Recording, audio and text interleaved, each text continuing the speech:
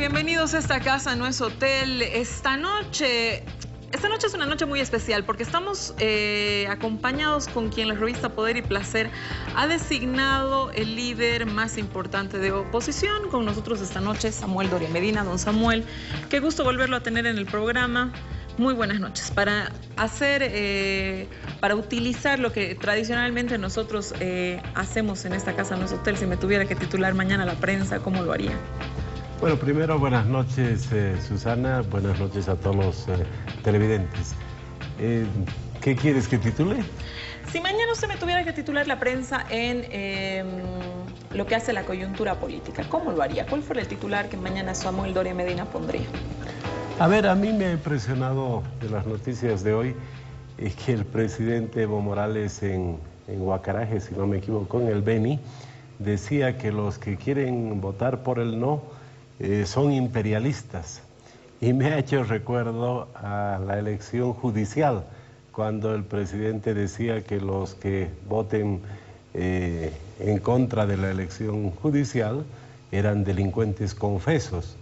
Entonces realmente se nota que está muy preocupado el presidente para lanzar ese tipo de calificativos. En este momento las encuestas muestran que más de la mitad de la población no está de acuerdo con la reelección, y calificarlos de que están con el imperio me parece un exceso. Don Samuel, a ver, la revista Poder y Placer lo ha calificado usted como el líder más importante de la oposición. Podemos deducir entonces que estaríamos al frente con el líder más importante del no, de la campaña, digamos, para el no. Lo hemos visto muy activo en las redes sociales, yo lo sigo en Twitter, también en Facebook, y hemos visto que usted está mandando mensajes muy claros alrededor de una campaña que parece ser muy ciudadana. Sin embargo, esta semana pasó algo interesante. Tuto Quiroga, Rubén Costas, no esta semana, sino la anterior, y esta semana también Luis Revilla, lanzan, de alguna manera señalan la campaña por el no, pero alejándose un poco de aquello que parecía estar haciendo usted, que era dirigirla a una campaña mucho más ciudadana y empezándola a partidizar, ¿no? Pareciera que existiera algún tipo de partidización. La pregunta, don Samuel, ¿van a poder unirse los líderes opositores? ¿Se va a poder hacer una estrategia conjunta de cara a decirle no, que creo que es un objetivo común de la oposición, en el referéndum autonómico? ¿Va a haber una estrategia conjunta? A ver, primero que todo, Susana, creo que es importante señalar que hace un año hemos elegido presidente, vicepresidente, senadores y diputados para los próximos 5 años. Hace 8 meses hemos elegido gobernadores, alcaldes para los próximos 5 años, y la oposición ha sido sorprendida, igual que el resto de los ciudadanos, con este deseo de parte del gobierno de ir al referéndum el 21 de febrero, porque es un referéndum que va a tratar un beneficio solamente para 2 personas. La Constitución Política del Estado se supone que trata sobre bienes colectivos, no sobre bienes privados. Y aquí estamos ante un referéndum que va a beneficiar a 2 personas y que es de interés del partido de gobierno. Entonces, está claro de que aquí los partidos políticos no tienen nada que hacer, no tienen un rol que jugar, y ha salido el alcalde Revilla con otros ciudadanos notables, como ciudadanos, a manifestar su interés de hacer campaña por el no. Creo que eso es positivo, creo que he escuchado al pueblo. Han salido otros líderes políticos dando su criterio. Carlos Mesa también ha dado un criterio importante, y creo que no cambia la lógica de que esta es una campaña ciudadana. No nos estamos jugando aquí quién es el candidato, quién es el jefe de la oposición. Lo que se está jugando es la democracia, lo que se está jugando es el futuro del país. Y son todos los ciudadanos y ciudadanas los que con su voto el 21 de febrero van a definir el futuro de nuestra democracia. Entonces, desde ese punto de vista, los partidos no tienen un rol, no van a participar. Desde luego, por ejemplo, en mi caso, yo he sacado 1.250.000 votos en la anterior elección y esas ciudadanas y ciudadanos que han hecho 1.250.000 votantes van a querer saber mi criterio, mi opinión, pero si damos nuestro criterio, nuestra opinión, los diferentes políticos, no tenemos que buscar el protagonismo, porque el protagonista en este referéndum va a ser el ciudadano o la ciudadana. Don Samuel, hemos escuchado muchísimas veces al oficialismo señalar, pero también hemos escuchado a columnistas que no precisamente comulgan con el oficialismo, es el caso del propio Diego Ayo, el propio Iván Arias, decir que la oposición no existe o que se trataría de una oposición que no logra cuajar, que no logra tener acciones concretas. Mi pregunta es, ¿dónde está la oposición, don Samuel, y qué es lo que está haciendo? La respuesta que acabo de recibir es que como bloque partidario no se está abordando la campaña, sino más bien como ciudadanos, pero entendemos que este es un sistema de partidos políticos también, ¿no? Entonces, la pregunta está en ¿dónde está? ¿Es verdad que estamos hablando de una oposición inexistente? No creo que sea inexistente, pero ¿cuáles son las acciones políticas concretas entonces de la oposición? No, te agradezco, Susana, porque este gobierno, como ningún otro gobierno en la etapa democrática del país, se ha ocupado sistemáticamente de querer mostrar, y lo repite permanentemente, de que no hay oposición. Dice que no hay oposición y utiliza todos los medios para perseguir, para encarcelar, para enjuiciar a los principales líderes de la oposición.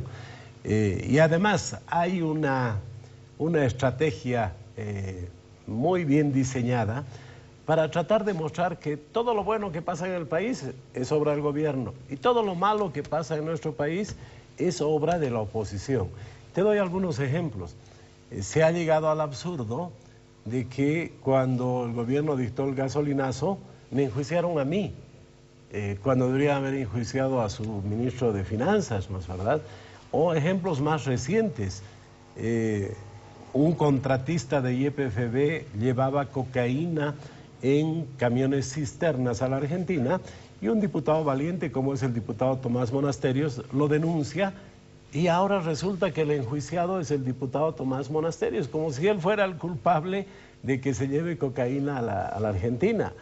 O tantos otros casos donde vemos de que el caso del Fondo Indígena.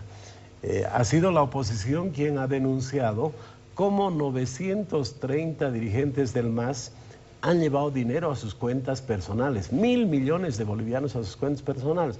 Y sale el presidente Evo Morales y acusa a la oposición que nos estamos aprovechando de ese tema y plantea de que es un exceso. Y los dirigentes que están comprometidos, bien, gracias. Entonces, claramente el gobierno trata de demostrar de que no hay oposición y es una constante, ¿no es verdad? Presidente, vicepresidente, ministros dicen aquí no hay oposición, no hay oposición. Y la oposición ha jugado un rol muy importante en este ciclo. Un ejemplo concreto, cuando se discutía la Constitución Política del Estado, en el proyecto de constitución del gobierno estaba la reelección a perpetuidad, la reelección indefinida. Y fue la oposición en el Congreso Nacional que hizo cuestión de Estado y se estableció una sola reelección. Y se planteó que para cambiar había que modificar la Constitución. Entonces, desde ese punto de vista, hay una oposición que está cumpliendo su rol. Hemos presentado un plan anticrisis hace pocos meses, porque aquí el gobierno nos decía que la economía estaba muy bien, que el país estaba blindado, y cuando mostramos que eso no era así, recién el presidente habla de ajustarse los cinturones. Don Samuel, entonces hay una oposición. Don Samuel, del plan anticrisis quisiera que hablemos en nuestro tercer bloque, que es cuando quiero hablar de economía. El vicepresidente ha hecho una afirmación indicando que el oficialismo tuviera consigo un proyecto país llamado la Agenda 2025 y que la oposición hasta la fecha no le ha podido ofrecer al país una alternativa diferente a lo que es la Agenda 2025. No ha podido vislumbrar un proyecto de país y eso se ve reflejado claramente luego en las justas electorales. ¿Qué opinión le merece esto? Bueno, es parte de esa campaña que te mencionaba, ¿no es verdad? El vicepresidente y su equipo han llegado al extremo de plantear que el único que ha leído no sé cuántos miles de libros es él y que los demás no sabemos nada, a ese extremo. Pero a ver, claro que sí que tenemos un proyecto de país distinto al que lleva adelante este gobierno. En pocas palabras te voy a bosquejar lo que nosotros planteamos. Primero, en economía, estos 10 años han sido una pérdida de tiempo. ¿Por qué? Porque es increíble que después de 10 años no se haya resuelto el tema del empleo. Seguimos con programas de empleo de emergencia en el país. No se ha logrado resolver el tema del empleo digno. Tema fundamental, no se ha avanzado en la industrialización. Este gobierno ha entendido mal lo que es la industrialización. Ha pensado que industrialización era hacer algunas plantas en el sector hidrocarburos, haciéndonos más dependientes de ese sector y del gas. Lo que necesita el país es industrializar la agricultura, la manufactura, la minería. Y eso sabemos hacerlo y lo vamos a hacer cuando lleguemos al gobierno. O el tema de la salud, un tema donde hace pocos días se veía cómo el país está en el último lugar en materia de salud. Y el gobierno, ahora que está en campaña, cree que con un decretazo va a decir se cambia el tema de la salud. No se resuelve el tema de la salud con un decreto. Hay que involucrar a las regiones, hay que involucrar a los municipios, hay que involucrar a una serie de sectores para resolver el grave problema de salud que tenemos en el país. Entonces, desde luego, somos oposición, como la oposición en España o en Finlandia. Cuando está en la oposición, tiene que fiscalizar los actos de gobierno. Y cuando lleguemos al gobierno, podremos llevar adelante el programa que planteamos. Pero claramente hay una visión de país distinta. Además, nosotros no somos partidarios de la confrontación permanente que lleva adelante este gobierno. En el marco de la fiscalización es verdad lo que usted dice, ¿no? La oposición tiene que dedicarse a hacer eso, ¿no? A acompañar la gestión de Estado fiscalizando, evidentemente. Hemos visto algunas disidencias dentro de Unidad Nacional. Incluso antes de tomar posición como legisladores, hubieron ya cierto tipo de disidencias, cierto tipo de discusiones, etcétera. Más adelante, ciertas acusaciones en cuanto a extorsiones, etcétera. Jimena Costas Jimena Costas, a quien además le tengo un cariño, un profundo cariño, abre una clara acusación contra Barral, contra Quispe. Nos interesa saber, digamos, en el marco de la construcción de ese equipo de fiscalizadores, ¿qué es lo que ha sucedido ahí? Es decir, Barral, Quispe son inocentes, el Tribunal de Ética los exime, Jimena Costa consulta con usted, que es el jefe del partido, para llevarlos al Tribunal de Ética. ¿Cómo se hace ese procedimiento, don Samuel? A ver, desde luego que tenemos un equipo de legisladores que son los que están haciendo más fiscalización en el Congreso Nacional y trabajamos con unidad. Pero ojo, nosotros no utilizamos la unidad como una coartada. Hemos sido muy críticos respecto a cómo este gobierno encubre, apaña cuando hay corrupción en sus miembros, al extremo de que han protegido a violadores en el Congreso del Partido Oficialista. Entonces, en el caso concreto que involucra a Jimena Costa, Amílcar Barral cometió un error, cometió fallas graves y Jimena Costa, imbuida en ese espíritu de que nosotros no vamos a encubrir, no vamos a ser cómplices de los que cometen un error, lo llevó al Tribunal de Ética. Lo llevó al Tribunal de Ética, el Tribunal de Ética le ha dado una sanción. Amílcar Barral ha aprendido la lección, está cumpliendo su sanción y una vez que cumpla su sanción volverá a ser diputado. Pero creemos que es muy importante ese tema.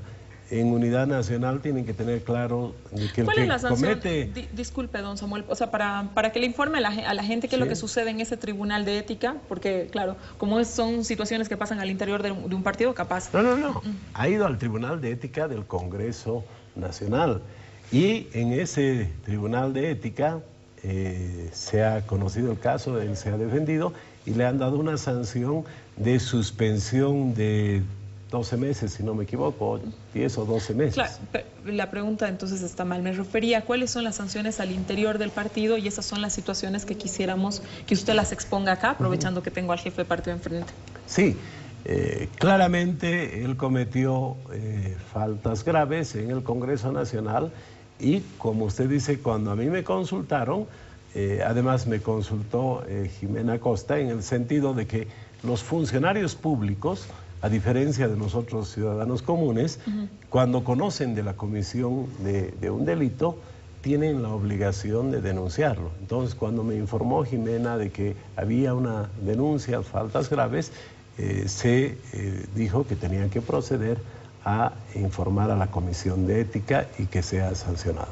Muy bien. Don Samuel, Luis Revilla, a nombre de Sol.bo, claro, él es jefe de Sol.bo, líder de Sol.bo, lanza una plataforma ciudadana donde incluye periodistas como Amalia Pando e Iván Arias para hacer campaña por el no. Se nota que es un conglomerado de personajes paceños. ¿Usted ha sido convocado a este encuentro? A ver, Susana, creo que es importante mencionarle a la ciudadanía que en los próximos 98 días que restan para el 21 de febrero, vamos a ver múltiples iniciativas de jóvenes, de ciudadanos, de ciudadanas, de organizaciones de la sociedad civil que se van a ir pronunciando por el no. Entonces, desde ese punto de vista, lo que hemos sido testigos en los últimos días de Luis Revilla y varios otros ciudadanos, yo lo veo como algo muy positivo. Muy positivo, ellos han salido y han dicho vamos a hacer campaña por el no. Desde ese punto de vista no hay que pensar que va a haber un comando central de la campaña por el no. Te reitero, esto es una campaña ciudadana. Van a haber muchas iniciativas, muchos colores, muchas manifestaciones del no. Ayer, por ejemplo, había una actividad cultural en Potosí y los jóvenes se fueron con una manito que decía no. En el Beni había ayer una maratón del presidente Morales y los jóvenes han corrido la maratón con no. En fin, se va a ver muchas manifestaciones en esa dirección. Con Luis Revilla hemos conversado en algún momento en la inauguración de la FIPAS y hemos quedado en que vamos a conversar, vamos a coordinar algunos aspectos, por ejemplo, el control electoral. Ahí sí los partidos van a tener que jugar un rol importante porque no se puede decir los ciudadanos que controlen solos, ¿no es verdad? Los partidos conocen esa mecánica y seguramente conversaremos con otras organizaciones para que haya una división del trabajo. Y desde su plataforma política, desde Unidad Nacional, don Samuel, ustedes también van a hacer este tipo de convocatoria, este tipo de alguna manera, Sol.bo lanza, ¿no es cierto? Dice, bueno, nosotros hemos decidido hacer la campaña por el no y lanza, digamos, una plataforma de personalidades que vayan a apuntar a hacer esa campaña por el no. Unidad Nacional va a hacer lo mismo, va a convocar periodistas, analistas, no sé, diferentes tipos de personalidades para que se los pueda acompañar en este proceso.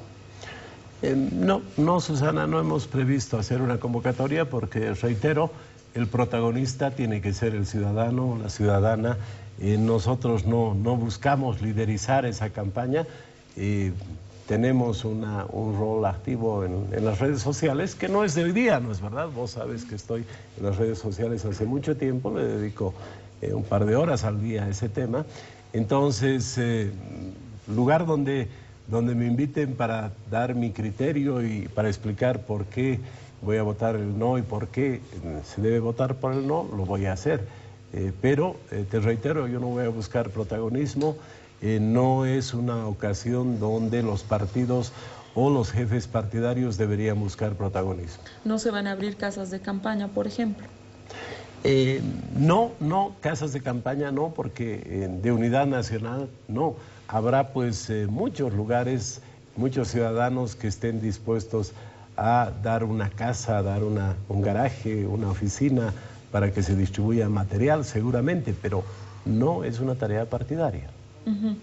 Me tengo que ir a un corte, don Samuel. Ya volvemos en esta casa, no es hotel. Esta noche estamos conversando con don Samuel Doria Medina, a quien la revista Poder y Placer ha calificado como hoy por hoy el opositor más importante del país. Quédese con nosotros.